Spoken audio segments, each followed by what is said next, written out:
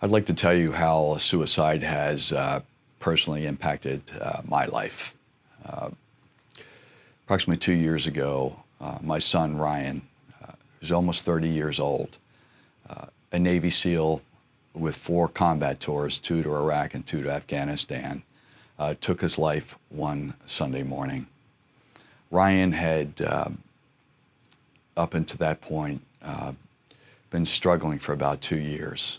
He had come off his 4th deployment and was an instructor, senior instructor, preparing SEAL platoons to deploy overseas in training them in urban assault tactics, which involved realistic training scenarios, the use of breaching charges, weapons, explosives, and so forth.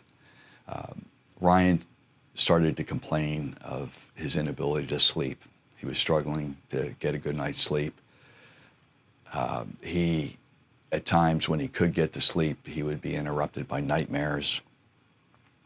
Other times there were distractions that prevented him from getting to sleep. His circadian rhythm was completely flipped upside down with, different shift work that, was the essentially the kind of the norm for the job. That lack of sleep took a chunk out of him every day, and eventually started, complaining about having issues with anxiety and depression. That evolved into impulsive behavior, anger. It's if his filters started to erode. He sought help with his medical personnel at his command, who immediately, put him on medications to help him sleep and to deal with an anxiety. At the same time, he was using alcohol as a means to self-medicate to try to get to sleep and deal with his anxiety. And the combination of the medications and the alcohol was not good. Eventually, Ryan got into some treatment programs. They were pretty much alcohol focused. He went through extensive evaluation for,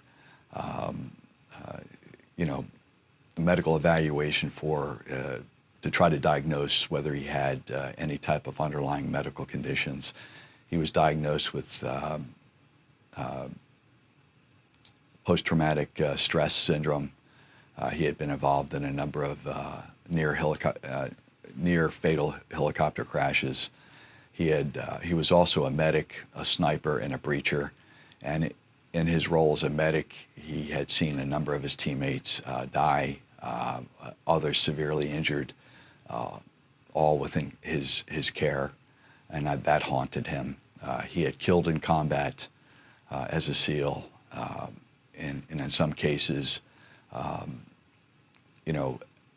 situations that went completely counter-grained to how we raise our kids, to respect each other, follow the rule of law, and value human life. And then we train them up, whether they're military or police officers. We project them into situations that are very, counter-grained to how we raise them.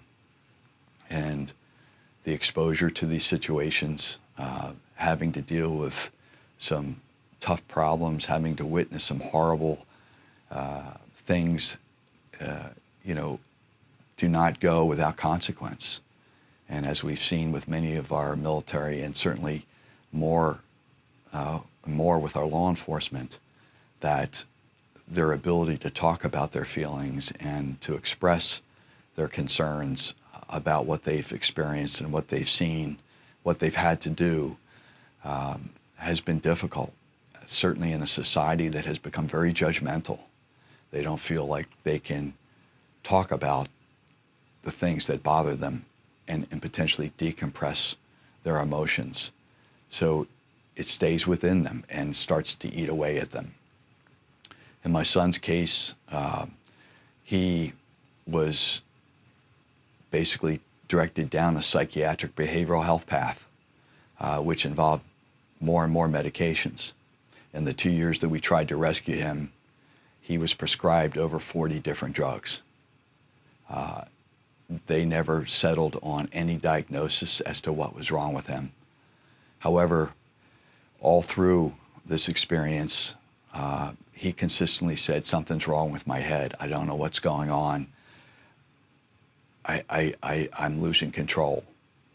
And prior to his death, some months prior to his death, he expressed a wish that if anything happened to him in the event that he should die, that he wanted his body used for traumatic brain injury research, and certainly further to understand the effects of breacher syndrome, the use of explosives, and being exposed to concussive effects.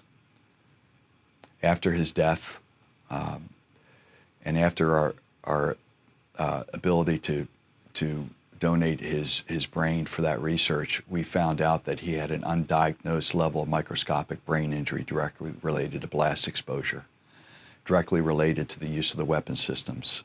Again, he was a sniper, using the sniper weapons and firing rockets, mortars, all which give off a concussive or a energy blast that goes through the brain, and as we're learning now, causes microscopic tears that cannot be diagnosed currently in a living person.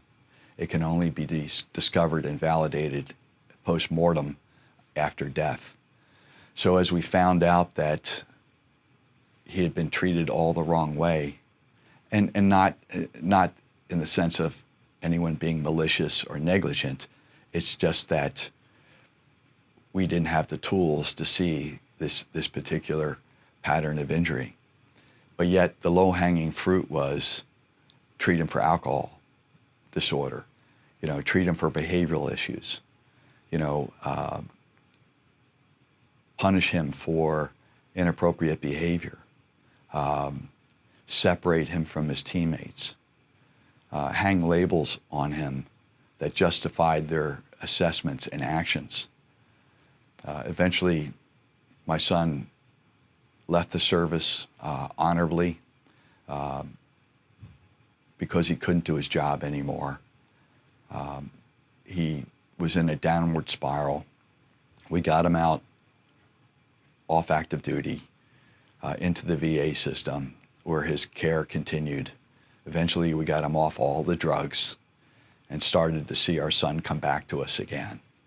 And it was at this point, without any warning, he took his life. He loved being a SEAL. He loved his teammates. He felt very responsible for their welfare. And when he had to leave them, he felt that he had failed them. The other reality was he realized that he couldn't go back and do what he was good at and what he loved to do, and that was being a SEAL. And that anything beyond that was not good enough for him. And then finally, he increasingly felt that he was a burden on his family and his friends. And when he took his life one Sunday morning, he was wearing his SEAL Team 7 t-shirt, red, white, and blue board shorts. He had illuminated a shadow box that I had built for him the previous Christmas with all his medals, ribbons, and patches. And he had burned his hard drive that contained all his photos from his previous deployments in the fireplace. And he clearly wanted his brain, his body used for research to try to unmask what was going on with him. And as a result, we're increasing the dialogue, the narrative about the potential effects of traumatic brain injury and biological connection to suicide. And again, unfortunately, we just didn't have the tools to see it while he was alive, and we're still challenged with the inability to see it in a living person. Ryan was an outstanding operator, highly regarded within the SEAL teams, very decorated. He was the guy that they looked up to. One of his teammates said, if this could happen to Ryan, the guy that we looked up to, the guy we wanted to be, if they could do this to him, if they could treat him this way, what does it mean for the rest of us? And that statement really highlights the barrier that we're facing right now, whether in military or in law enforcement, and that is culture. We've got to remove the stigmas. We've got to stop labeling people unfairly. We've got to try to understand what's going on with these people that are struggling every day just to stand up, just to get out of bed, and to be part of the world and not fail their teammates. And that's a central thread of understanding that cannot be dismissed, is it's all about their teammates. It's all about not failing them. It's about doing the mission. It's about getting the job done. And by virtue of being sent in to do these difficult tasks, they're coming home, broken. They're coming home needing help. We have to be there to support them, to understand what they've gone through, and to develop individual treatment plans that potentially could help pull them out of the dark spaces so it does not wind up in a tragedy. How can a survivor of suicide deal with the pain from the loss of their loved one? I'd like to address that in two parts. First, for those that are considering suicide or taking their life, and I think one of the shocking revelations as you get in and you study this and you talk to people is that there are more people that have suicide ideations than a lot of us will admit or certainly recognize. People that have gone right up to the edge and for whatever reason did not, complete their act, but certainly went up to the edge and in some cases looked over. What took them to that place? What were the factors that got them there? But as they're approaching that red line and as they're looking over that edge, what they need to do is to consider that the pain that they're experiencing, the difficulty that they're struggling with every day just to stand up and make it through the day, sometimes they think that their struggle, their needs, their pain is putting a burden on their family, on their loved ones, on their friends. What they need to know is that should they take their life, the reality is that pain only transfers over to their loved ones. They may end their pain, but the reality is their wife, their brothers and sisters, their mothers and fathers, their kids wind up taking on that pain. And it remains a constant hole in their hearts. It remains an emptiness for their loved one, trying to understand why they took their life. What got them there? What didn't they see that they potentially could have helped their loved ones? Many of us struggle with, literally giving our right arm or everything we have just to have one more minute with our loved one. Maybe that one more minute could have turned them the other way, but we're burdened with that for the rest of our lives, that we were unable to help them. For me, I've had 35 years in rescuing other people from difficult situations.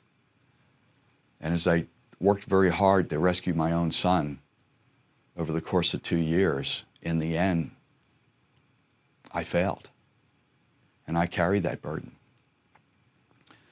My son took his life in our house. And we couldn't live in that house anymore. And that's not unlike other victims. Many of them have to move, relocate to another place. They have to try to find balance. They have to try to close out things related to their loved ones, which doesn't happen immediately. It takes years to close out someone's estate and to deal with all the legal nuances. And that's what I want people to understand.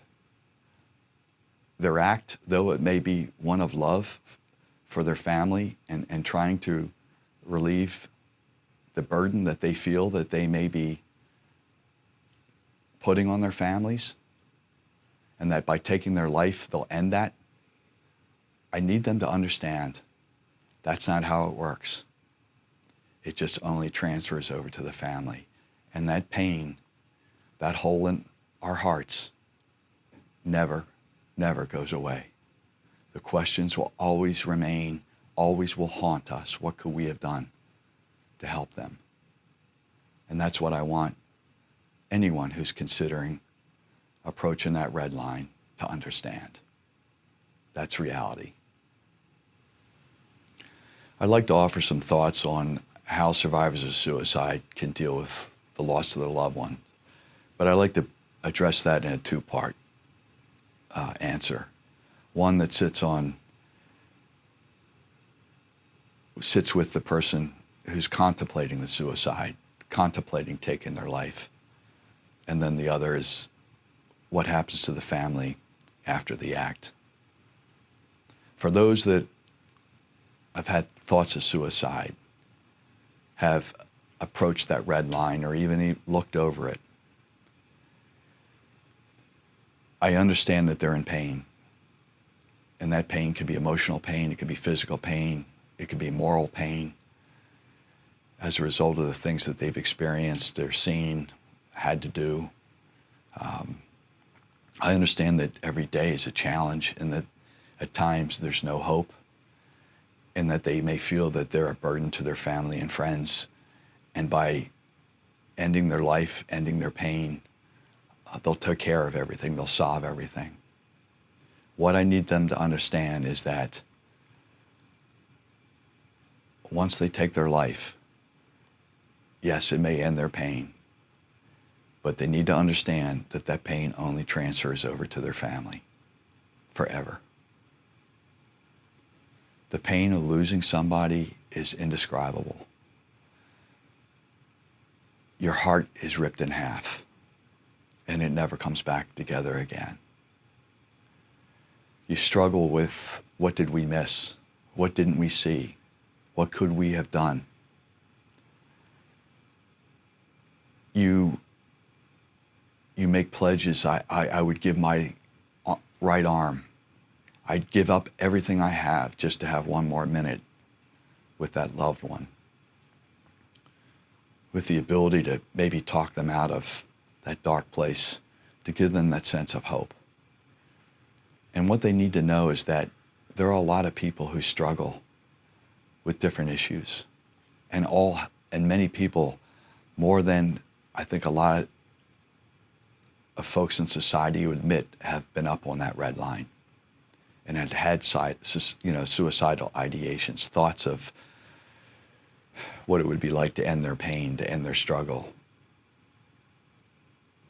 More people than I think anybody could wrap their arms around. So they're not alone in that boat, even though they can't see anybody else in that boat with them. They need to understand that there are people that can help them, that can be of comfort, that can help guide them out of that dark place, help connect them back with their tribe, with the people who love them. And that's one thing that we found out after our son passed, is the scores of people who had loved him and were affected by his loss. And that pain being transferred over to those loved ones, as I said, doesn't go away. It doesn't ever, erase. You find balance with it. you try to move forward. You try to honor the life of your lost loved one by engaging in something that hopefully can help others. For me, it's been volunteering. It's been talking about suicide prevention. It's been connecting with others who have lost loved ones to suicide. It's trying to connect with those who are considering thoughts of suicide. But that person who's considering those thoughts absolutely needs to understand this is not without consequence for the family.